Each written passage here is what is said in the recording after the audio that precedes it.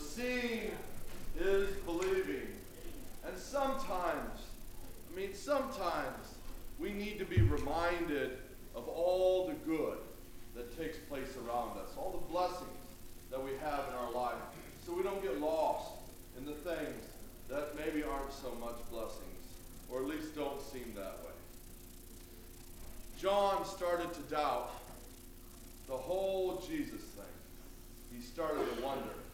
And Scripture demonstrates over and over again that doubt in the midst of faith is totally acceptable. Totally acceptable. It's all right to doubt.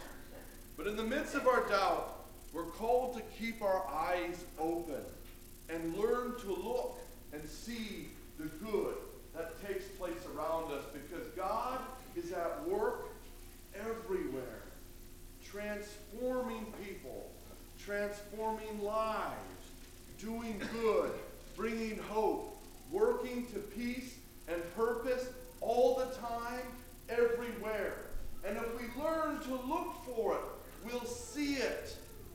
And if we train ourselves to constantly look for the good in the world, then we will see good everywhere. If we look for God at work in the world, then we will see God everywhere.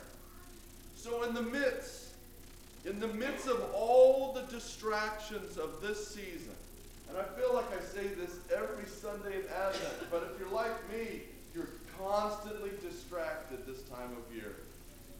In the midst of all the distractions, make sure you're looking for God.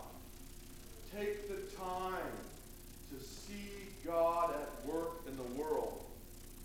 That's what brings goodwill. That's what brings joy. That's what brings peace, harmony, and love.